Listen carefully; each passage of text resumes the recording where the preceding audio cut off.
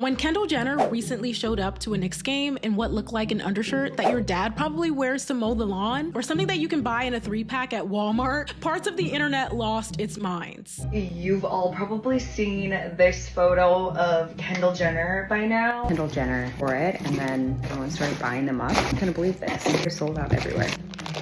Everyone has been raving over Kendall's Knicks game outfit. I've been searching everywhere for her tank top, and it's actually a Hanes men's tank top. Obviously, I went to Amazon and got the Fruit of the Loom 6-pack of tank tops. If you're anything like me and you saw this photo of Kendall and Kylie recently, you're probably wondering where Kendall's shirt is from. I scoured the internet, and after a ton of research, I found it. The shirt is a little boy's shirt from Hanes. If these Hanes little boys tanks are as good as everyone says they are, I'm gonna be shocked. Apparently Kendall wore them to a Knicks game. It was literally a basic white tank top. Yet influencers went into overdrive to recreate a look that couldn't be blander if it tried. But that's the thing, it didn't have to be unique or expressive or interesting. It just had to be worn on a rich woman with the right body and the right face. We've been conditioned to believe that if we can just replicate the look, the vibe, the hair, the fit, we too could be just as hot and desirable as celebrities and influencers. We're being conditioned to emulate instead of think for ourselves. And the more that we absorb without question, the easier it becomes to manipulate us in ways that we don't even notice. Let's discuss how critical thought has been replaced with mindless consumption.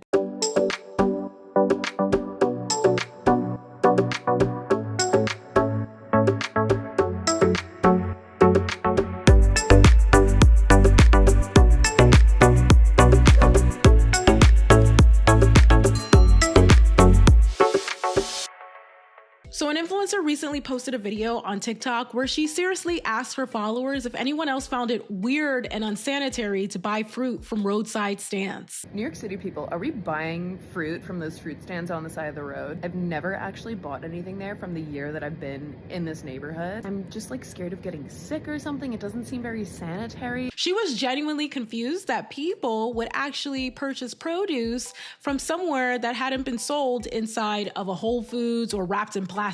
As silly as this sounds, and trust me, it's silly, it's ridiculous, it says a lot. It shows how influencer culture has convinced anyone to distrust anything that isn't branded or corporatized, and to trust everything that is. A mango handed to you on a roadside stand by a Hispanic vendor? Dirty. But a $15 wellness smoothie, made with the same fruit, by the way, that was most likely sourced from a South or Central American country, but branded with Erewhon or Whole Foods or Trader Joe's marketing and aesthetic packaging? Divine. Never mind the fact that most people selling fruit on these stands have actually picked it themselves, and that it's fresh and it's local and it hasn't been shrink wrapped and sitting inside of a warehouse, and it's probably more nutritious as a result. Never mind that. It's not branded. It's not aesthetic. So suspicious. And that, my friends, is the propaganda. To fear the unbranded and to blindly accept anything with a corporate stamp of approval as safer, as cleaner, as better. To view working class labor as suspect and to view commodified wellness as being superior. The same mechanisms that make a mango or a banana or grapes feel dirty when they're handed to you by a working class vendor are the ones that tell us how to feel, what to want, and who we're supposed to be.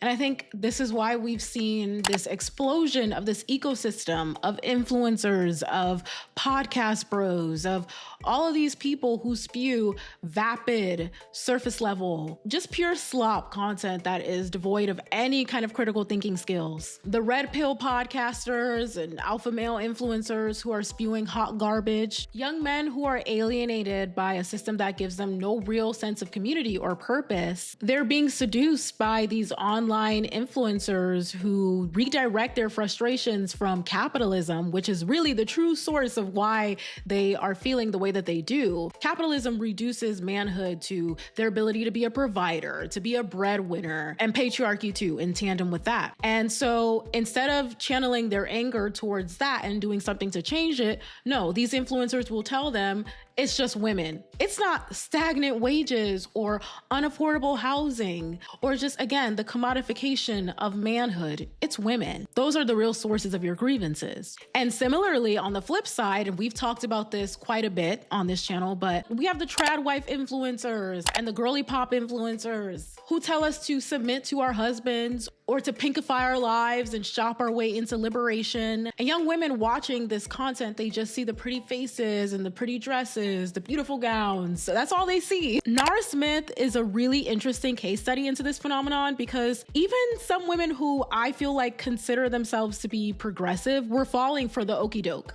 She's pretty, she's thin, she's young with beautiful gowns. And in today's shallow day and age, that's really all it takes. They made young women so obsessed with aesthetics and spectacle that is all they see. A lot of young people today cannot read between the lines because today's propaganda is sexy. And that's what makes it dangerous. You know, this explosion of Mormon influencers in media that we've been seeing over the past few years, the Real Housewives of Salt Lake City, the Secret Lives of Mormon Wives, the latter of which features young, attractive millennial and Gen Z women doing seemingly progressive things like going to the strip club, talking about their love lives. They make Mormonism almost look progressive. That is until you learn that a lot of these women were married to grown men as teenagers, okay? Like as soon as they turned 18. They have 3 to 4 kids at the age of like 23. Yeah, it almost looks progressive until you hear them discussing how they have to take ketamine in order to survive the day-to-days of their marriages. It has been like the biggest tool that I've used to strengthen my relationship. Next level. Everyone I talk to, I'm like, they're like, we're kind of struggling. Things are getting a little bit like dull. Ketamine. It's the safest form of anesthesia. It takes you out of your conscious state. I definitely want to do it. It almost looks progressive until you learn that the Mormon doctrine tells women that they need to marry young and always submit to their husband's authority, and their main purpose in life is to be a baby-making machine. But again, in a world where people are so distracted by the aesthetic, by the vibe of something, by the beauty of something, people fail to interrogate what that thing is really representing, and that's across the board. It's not just in influencer content. It's with all of the media that we consume.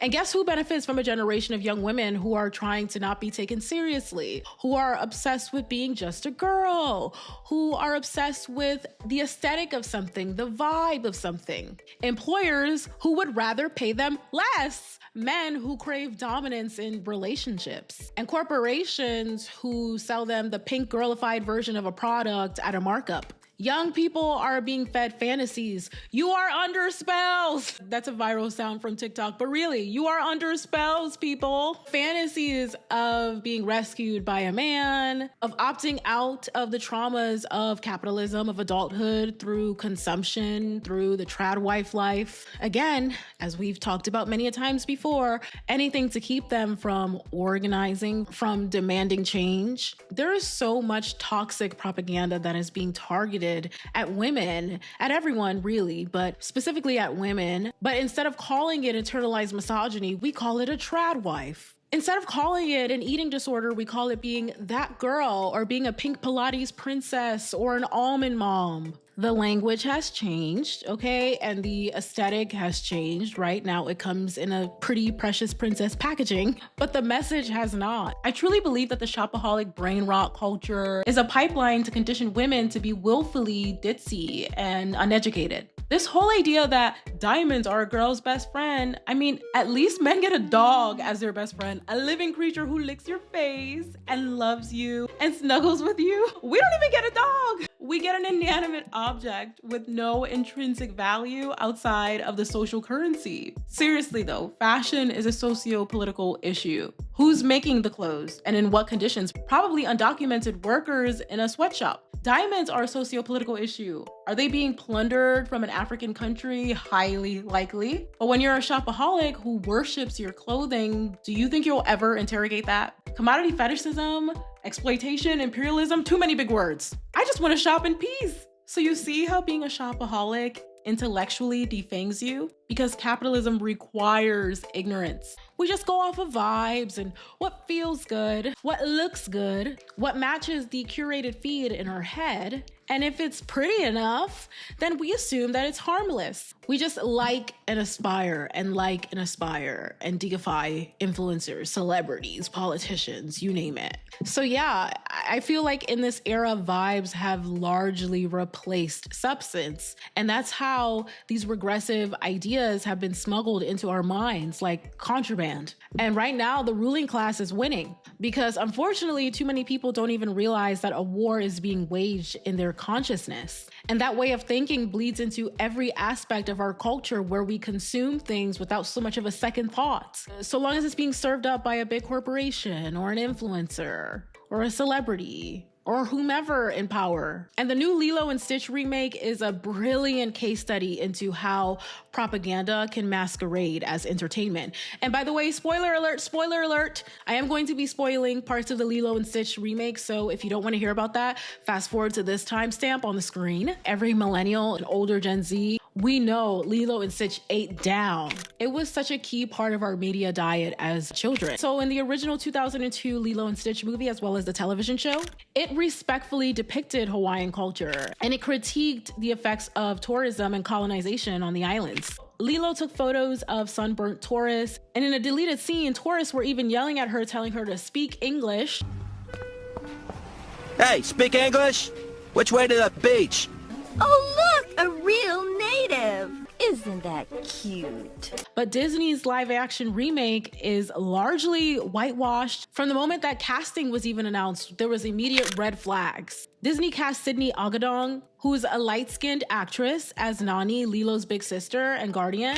In the show, as well as the movie, Nani was depicted as a darker brown-skinned native Hawaiian woman with a voluptuous figure, wide nose, all of which were apropos to her culture. But the remake casted an actress with a much more acceptable phenotype. The live-action remake completely erased Lilo's fascination with tourists, which was a big part of the original series and movie. In the original, a goofy tourist keeps dropping his ice cream cone, which was meant to symbolize clueless outsiders. But in the remake, that tourist character was changed to a native Hawaiian man, which turned the scene into just a simple gag, a simple joke, but without the cultural critique on colonization. Lilo is seen having a blast in the movie in a resort, and she's basking in a hot tub. And this was, I believe, meant to portray tourism as innocent fun rather than environmental degradation and colonialism. The movie went out of its way to ensure that there were no questions about US imperialism, of the exploitation of Hawaii. At the end of the movie, Nani decides to weirdly place her sister Lilo into foster care with a neighbor so that she can go study marine biology. I believe it was in San Francisco. Yeah. Which obviously, as many have pointed out before me, makes no sense because Hawaii, being the tropical environment that it is the perfect place to study marine biology. And so what was the point of this other than to function as state propaganda and to send the message that Native Hawaiians need to assimilate on the mainland? I mean, what other point would there be? And by the way, this also glosses over the painful history of Native Hawaiians being forcibly removed from their homes and sent to institutions and boarding schools. And now, of course, there are people that are dismissing the critiques and saying that the movie was just harmless fun. People who are saying it's just a kid's movie. It's not that serious. In fact, there was one Yahoo review that I came across that described the movie as, quote, harmless and surprisingly cute. So the whole controversy surrounding this movie, it shows how propaganda works best when people don't think critically. Disney is banking on our nostalgia. They're banking on our willingness to consume whatever content that's branded as being feel good. And worth noting that Disney themselves have a resort in Hawaii. So this movie was a perfect way to sanitize colonization as well as the negative impacts of tourism in Hawaii so as not to jeopardize Disney's bag. So if we turn off our brains, we swallow this sanitized, ahistorical version of Hawaii. We accept that any critique of a Disney movie or of US imperialism is just being negative, is just doing too much, is just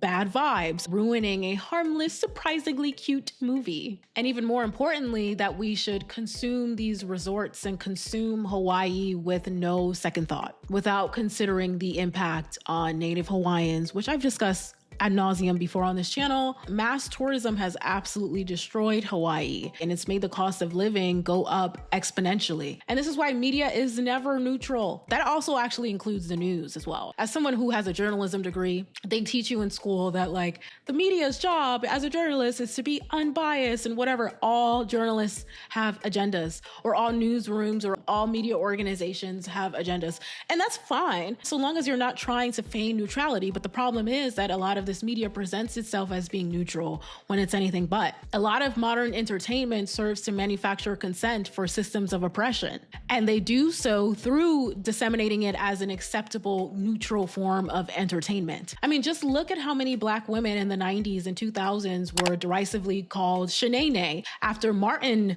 made that character that poked fun at Black women, that made a mockery of Black women. Within the Black community, that was commonplace. Or how about when Norbit came out and so many plus-size Black women were being referred to as Rasputia after that character also made a mockery of particularly Black women in larger bodies, plus-size Black women.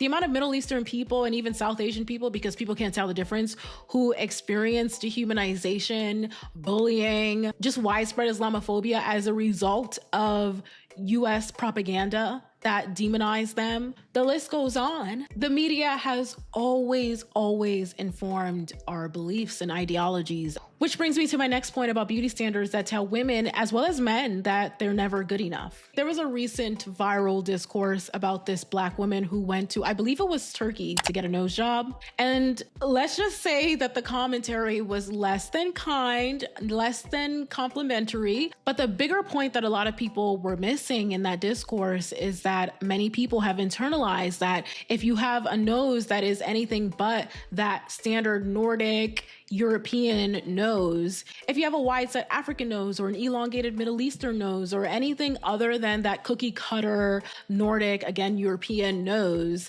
then your nose must be corrected. That seeps into our consciousness in a million little ways. Like every female lead in TV shows and in movies having that narrow nose with a skinny body to match, or that popular girl in school that gets praised for her looks who also has that tiny little nose, or that light-skinned cousin who gets praised for their pretty features. All of those interactions seep into our consciousness into making us think that our noses are not good enough. So under those pressures, people opting to get rhinoplasties isn't surprising. As philosopher and psychiatrist Frantz Fanon once noted, quote, "The oppressed will always believe the worst about themselves." I understand that beauty is currency for women and that's why they seek these procedures, but at what point do we stop viewing our bodies, our faces as currency, as objects that always need to be improved? We really need to be asking who or what created these desires. When 18-year-old girls are saving for lip filler or rhinoplasties, or Asian women are getting double eyelid surgery, at what point do we start interrogating the systems that make people wish to do these things? Because clearly there is a system at work. The cosmetic surgery industry, it profits from our belief that we're never good enough. And when you don't think to unpack the media that sends you these messages that your face, that your body is never good enough, you reach for the scalpel. Because critical thought is discouraged, this is why now we get TikTok feeds overflowing with hauls. We get the Hawk to a Girl podcast. We get NPC live streamers. In the early 2000s, sure, we had trash TV like Jerry Springer and Jenny Jones, Ricky Lake and co. But podcasts and haul videos and all of the junk that we see on the internet are much easier to produce than a nationally broadcasted TV show. So that's why there's an explosion of thoughtless content. A lot of people just get visibility because they know how to feed into people's libidinal urges for sensationalism, and they're, I suppose, good at being provocateurs, but not because they're saying anything meaningful. Meaningless, brain-numbing content. Yeah, we are in fact living through the rise of anti-thought culture. The less you challenge, the more you're rewarded, and we've talked about this many a times before. It's why a girl who slurs Hawk Tua into a microphone gets a podcast deal.